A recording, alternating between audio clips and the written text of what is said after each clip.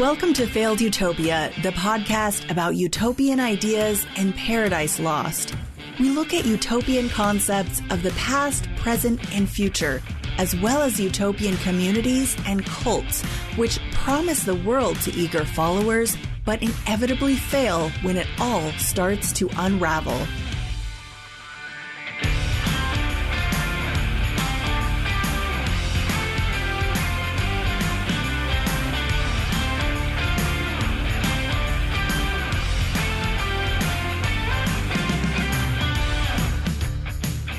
Hey everyone, welcome back to Failed Utopia. On this episode, the fascinating story of Biosphere 2, the largest closed ecological system ever created. Or how 8 people went nuts and almost starved in a vivarium for humans. Biosphere 2 is a massive enclosed Earth systems science research facility in Oracle, Arizona. That's in the American Southwest near Tucson. Biosphere 2 was first conceived of in 1984 by a couple of guys who met, where else, at an alternative community called Synergia Ranch. This community was co-founded in 1969 by John Allen, a systems ecologist / beat poet / metallurgist / founder of freeform performance group The Theater of All Possibilities. He was really into Buckminster Fuller's concept of synergy, as indicated by the name, and also Fuller's Spaceship Earth. Basically, the idea that we're all passengers on planet Earth, and to keep the ship running smoothly, we all have to work together, like a crew. Talk about a failed utopia. But anyway, John Allen also wanted Synergia Ranch to serve basically as an eco-village where they could experiment with biospheres as potential refuges in case of ecological disaster, like a nuclear winter, for example. The Synergists, as they called themselves, were also really into William S. Burroughs, renowned postmodern author and guy who murdered his common-law wife in Mexico and got away with it. Burroughs was warning of a countdown to ecological doom by this point in life, and the Synergists believed that humanity was headed for complete destruction of our environment, and therefore biospheres were the future. Like so many things, sounds crazy, but turned out to be prescient. So it was actually a pretty cool idea, and that's what billionaire businessman Ed Bass thought. He spent lots of time hanging out at the ranch in the 70s, and he and John Allen eventually launched Biosphere 2 together, along with some of the other Synergia Ranch members. Side note, Synergia Ranch still exists today, with some of the same members from 50 years ago. It's in Santa Fe, New Mexico, and it operates as a quote-unquote center for innovation and retreats and an organic farm. I don't know much about it, although when I Googled it, the first suggestion from the algorithm as I typed was Synergia Ranch Cult. I really don't think it's a cult at all, or has ever been.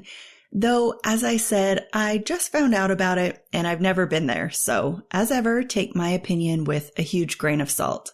Looking at the pictures of the ranch online, it does look very Bucky, as in the central point of the community is a big geodesic dome. If I ever go back to Santa Fe, I'll try to go there and look around because it actually looks pretty cool to me. There's a documentary that came out a couple of years ago called Spaceship Earth, and it's about Biosphere 2, but they spend the first half hour or so doing a pretty deep dive on Synergia Ranch. Back in the 70s and 80s, the Synergists were pretty avant-garde, you might say. There's a bunch of great old footage of them doing all sorts of stuff, including, I think, theater exercises, flailing and flopping around, pushing each other, screaming. I don't even know, but if you want to feast your eyes on that and a ton of other footage of the Synergists and Biosphere 2, plus recent interviews with some of the people involved, Spaceship Earth is streaming on Hulu and Amazon and a bunch of other places. So you can check that out if you have 2 hours and nothing to do. So all that's to say that that community was the jumping off point for the Biosphere 2 project. Construction on the Biosphere went on from 1987 to 1991, and the $150 million price tag was largely funded by the company Space Biospheres Ventures, which Ed Bass was chairman of. The outcome was supposed to be a sealed structure which supported a self-sustaining ecosystem inside that would provide all the air, food, and water needed for human survival inside the structure. A world within a world. The 2 in Biosphere 2 refers to the fact that the original Biosphere, or Biosphere 1, is Earth itself. If you don't remember from science class, a biosphere lowercase b is just the narrow strata around the Earth's surface that supports life. As the project commenced, it got a lot of popular press, and hopes and expectations were high. Not only did the mega project have the potential to serve as a model for a world free from late 20th century concerns like pollution, biospheres could be launched into orbit, like in the old movie Silent Running, or even used to colonize other planets, the project's cheerleaders said. The Biosphere team even hoped biospheres could be made to order for any buyer who wanted one. Imagine if today's doomsday preppers could just order up their own personal biosphere. Space Biospheres Ventures celebrated the first mission launch with a dance party for 2,000 people, which, according to the New York Times, included Timothy Leary and Woody Harrelson as guests. The whole project was marketed with a very sci-fi vibe, with press photos showing the crew standing in front of the futuristic facilities, domes, and pyramids in matching red jumpsuits. And on September 26, 1991, 8 crew members were sealed inside Biosphere 2. If only they'd known what they were really getting into. These 8 members of the first Biosphere 2 mission, who will henceforth be referred to as Biospherians, committed to a 2-year stay inside. The moment the crew entered the Biosphere was televised and staged almost like a space launch, with the crew filing into the building's airlock in Star Trek-looking blue uniforms. The Biospherians were 4 men and 4 women, that's 5 Americans, 2 Brits, and a Belgian. There was a botanist, a marine biologist, a doctor, a guy who managed the wastewater recycling system and helped with research projects, and a few other people whose roles are honestly a little unclear. The 3-acre-plus facility encompassed a 20,000 square foot rainforest with a 25-foot waterfall, a 9,000 square foot ocean with a coral reef, a nearly 5,000 square foot mangrove wetland, a 14,000 square foot savanna grassland, a 15,000 square foot fog desert, and a 27,000 square foot agricultural system, plus a human habitat featuring living spaces, research labs, and workshops. And extensive technical infrastructure called the Technosphere was constructed below ground. The above-ground biosphere structure is made of steel frames and tubing and high-performance glass, while the bottom was sealed with a steel liner beneath. The seals, windows, and doors to the outside world had to be as airtight as possible, though they weren't 100%. They did get the air leak rate down to less than 10%, however, a world record. Now, one of the biggest achievements of Biosphere 2's design and construction were the lungs. Outside the biosphere on the west and south sides sit 2 massive geodesic domes housing variable expansion chambers connected to the biosphere via tunnels. These chambers contain a giant metal plate attached to a rubber membrane, like a diaphragm, which allows pressure to be either retained or released from inside the biosphere. I'm sure you've figured it out, but this is a critical process because the alternating desert heat and cold outside the facility results in expansion and contraction that could lead to a buildup of air pressure beyond what the glass and steel frames of the structure could withstand. The biosphere also has a waste treatment system with biologically based functions like aerobic and anaerobic microorganisms, algal scrubbers in the ocean biome, and a soil bed reactor to pump air through the soil in their agricultural beds, allowing microbes to metabolically break down trace gases produced through the biological and technological processes in the biosphere, keeping those gases from building up to harmful levels. An energy center on site but outside the biosphere provided electricity with natural gas and backup generators and hot and cold water. Dozens of air handlers in the technosphere control air temperature and humidity. As you can see, the facility's designers, engineers, and many scientific consultants had a monumental challenge to contend with, not just because of the size and complexity of the various ecosystems and the technosphere, but because they also had to replicate artificially many of the processes and services that Mother Nature provides us here in Biosphere 1 for free. Think wind, rainfall systems, and waves and tides in the ocean.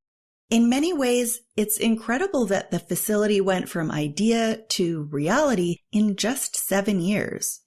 According to an article by Mark Nelson, one of the original Biospherians, once inside, the crew spent about 25% of their time farming, 20% on research and maintenance, 19% writing reports, 12% cooking, 11% on biome management, and 9% on animal husbandry. They spent any remaining time doing media interviews, handling miscellaneous stuff, and resting. No one in the group had farming experience, so that was a big learning curve, and quickly hunger became their frequent companion. Yes, that's a bit of foreshadowing for you. The biosphere was home to an impressive 3,000 species of plants and animals, including 80 varieties of crops. Everything from rice and wheat to papayas and figs to herbs, kale, and peppers. So it was kind of like Noah's Ark, but worse actually, because they had to pick and choose which species of plant and animal and coral and insect and everything to bring inside. So imagine figuring out everything to put inside and then actually gathering and moving all these thousands of specimens. So they had fish and a few animals for meat and milk and eggs. And they had to be really careful not to contaminate their environment, as that would, of course, bring a swift end to things. So they used ladybugs and certain varieties of cockroaches to control pests and process organic material, wood and wool for building materials, and no chemical cleaning products or pesticides, for example. So far, this does sound like a little utopia, a Garden of Eden filled with tasty delights. However, given that for whatever reason they hadn't recruited an agricultural expert to join the crew, they had a lot of trouble growing enough food to keep 8 active adults fed. The group's doctor, Roy Walford, who'd previously studied high-density diets at UCLA's med school, tracked their caloric intake, which initially stood at about 1,800 calories a day, which the doctor dubbed healthy starvation. Walford was interested in the effects of diet on aging, specifically low-calorie diets for longevity.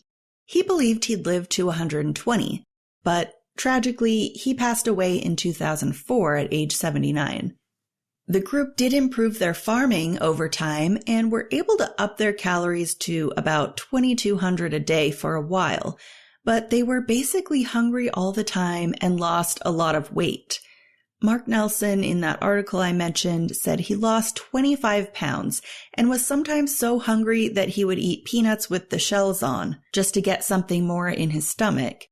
He also claims they ate so many sweet potatoes every day that their complexion started going orange from the beta-carotene.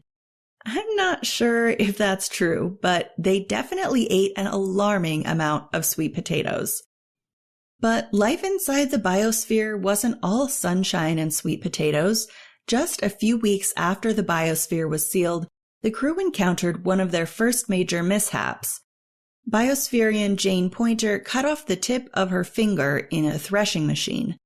The doctor on their crew patched her up, but ultimately it was decided that she would have to leave the biosphere through the airlock, go to the hospital for surgery on the finger, and come straight back without eating anything outside the biosphere, and that this would adequately preserve the integrity of the experiment.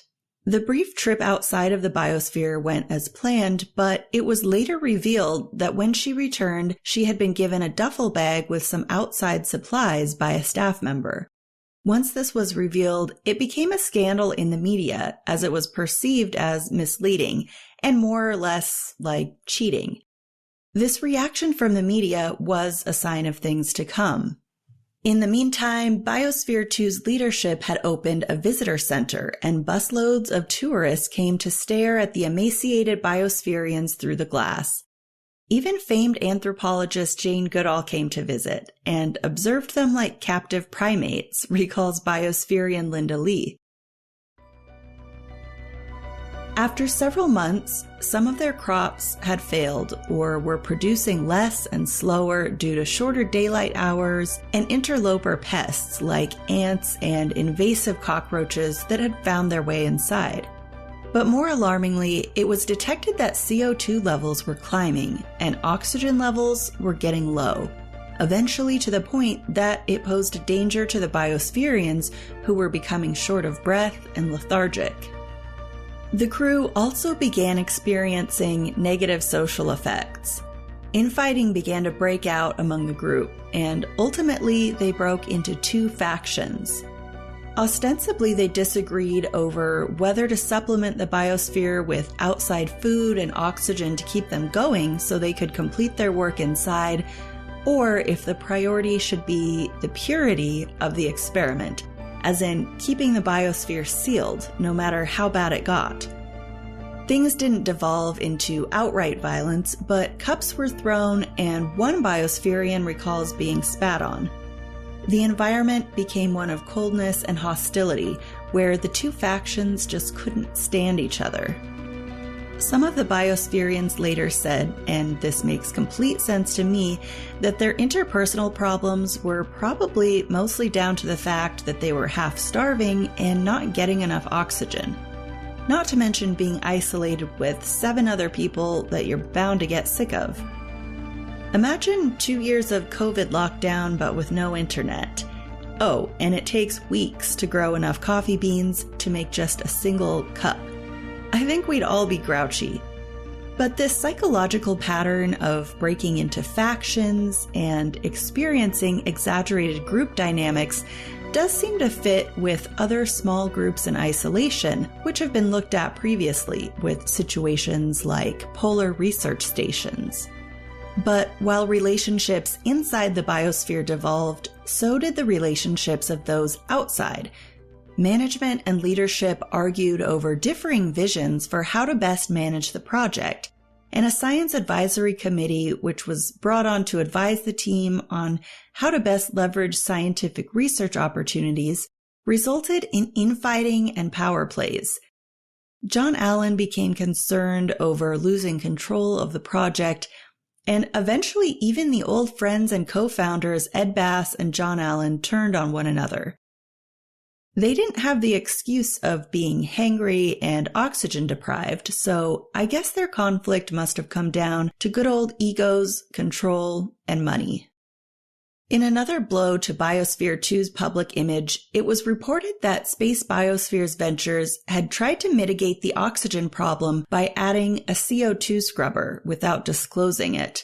Unfortunately, this led to some terrible press and a loss of scientific credibility, which I think is wildly unfair given that the biospherians' health was in jeopardy from the low oxygen. The only takeaway from the situation should have been that this was a problem to be learned from and hopefully improved in the future or in the next prototype.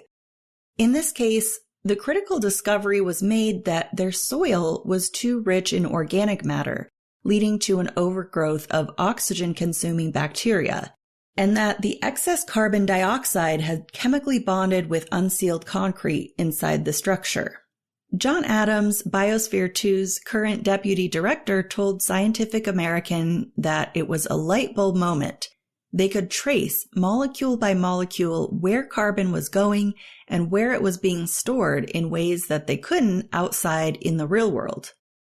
Another theory was that because the La Niña weather pattern that year resulted in cloudier conditions, photosynthesis was lower, contributing to the oxygen decline as well as crop failures.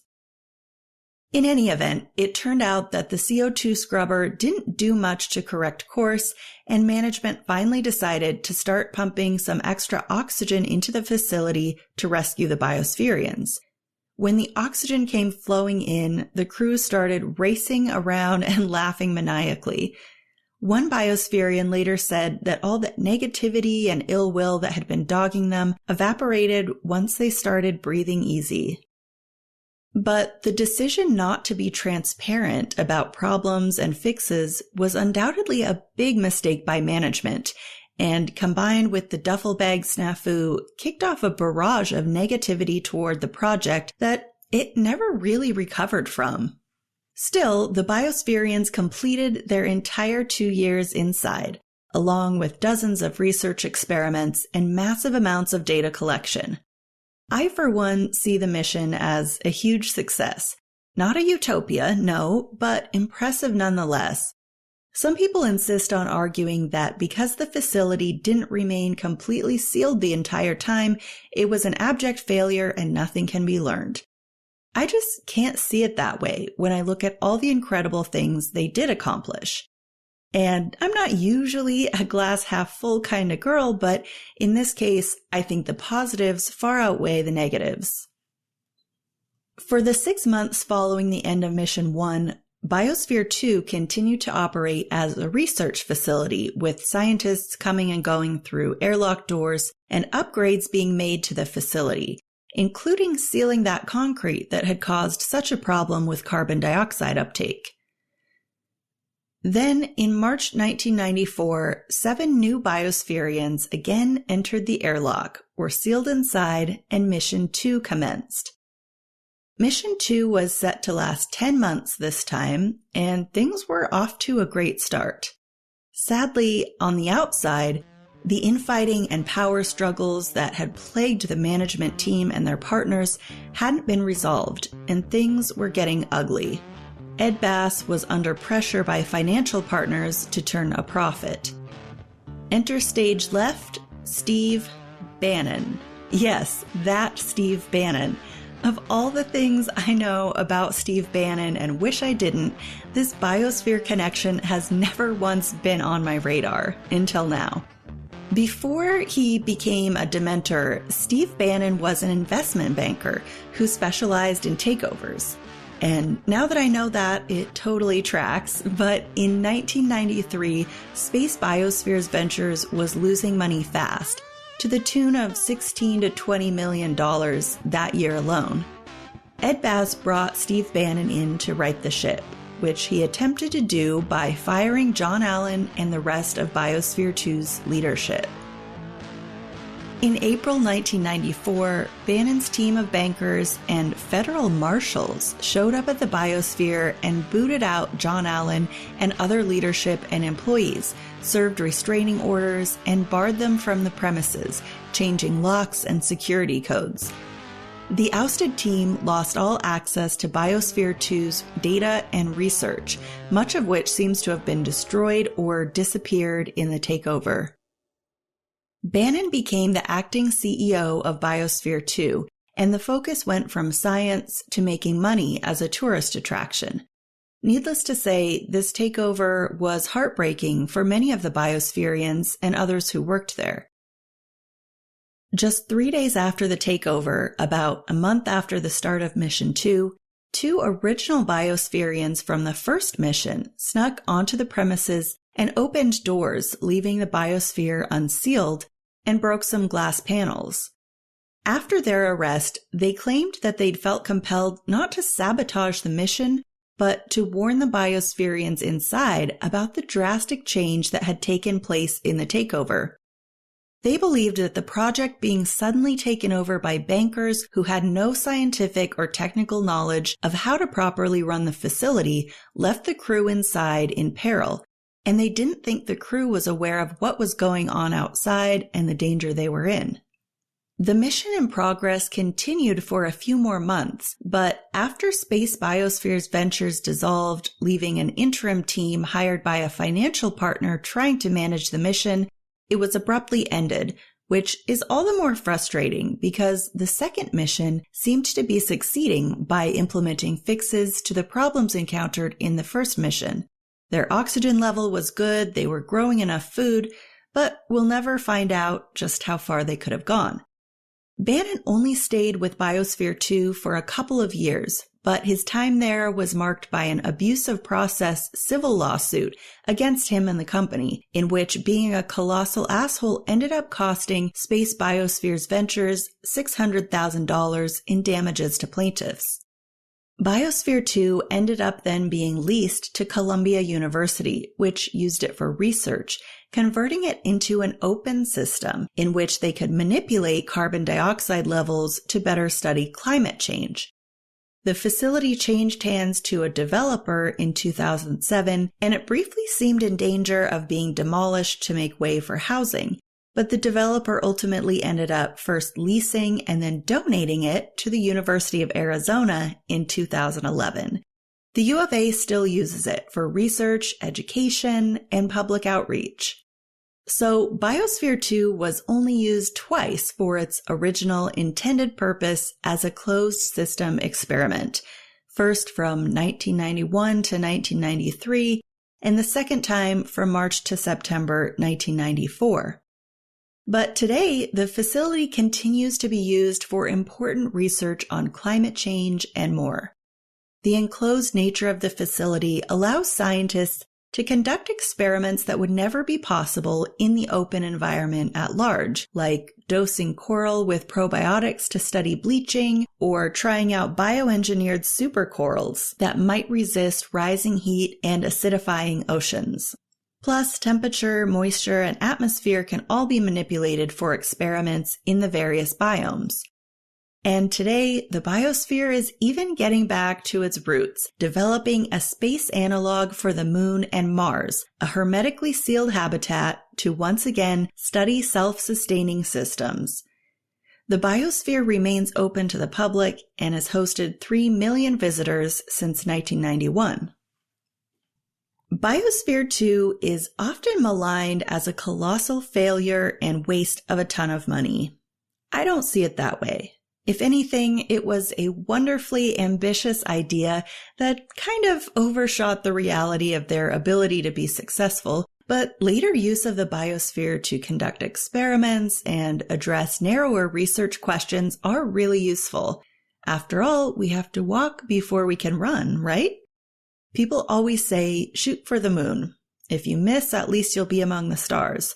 Sure, it's cheesy, but I think it sums up this project really well. Okay, they had some problems. They couldn't survive 2 years without outside intervention. But given the vast scope and ambition of this project, isn't it impressive enough that they survived in there at all for any length of time? The point of any experiment isn't to be perfect the first time, but to learn something. And as any self-help guru can tell you, we all need to get a lot more comfortable with failure. Kind of my specialty. Besides, whether we can live in a colony on the moon or Mars is just as much a social question as a science question. What good is technical know-how if social order breaks down and infighting results in factions and conflict? Mission Control can't get their shit together, and Steve Bannon executes a hostile takeover. I don't want to be on the moon when that happens. So why do we have to throw the baby out with the bathwater just because maybe this wasn't a purely scientific undertaking, and maybe the biospherians were a bunch of hippie commune weirdos? There's so much more to learn from what the biospherians themselves experienced in the conditions they were in. Maybe after a few more baby steps, we can get there someday. Maybe in the not too far future, scientists and engineers will succeed at creating a truly self-sufficient biosphere. Maybe it'll be on Mars. If you ever get a chance to visit Biosphere 2, I recommend it. I've been there. It's really cool, especially going inside those variable expansion chambers or lungs I told you about earlier. And of course, it's fun going through all the different biomes. They also offer a virtual tour on their website and app. What I do not recommend is watching Biodome. Yes, I'm talking about the 90s movie starring Pauly Shore. If you don't know who that is, I wouldn't worry about it. Just move on with your life.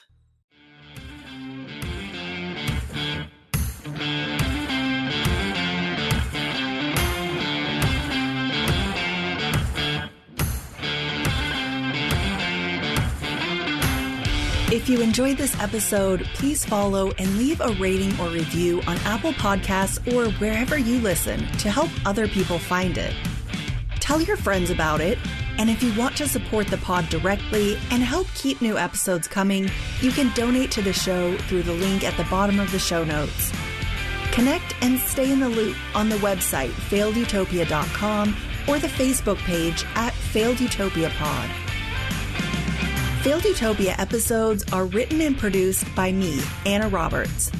The burning palm tree painting featured on the cover is by artist Perry Vasquez. My intro music is by Elliot Middleton. See you next time.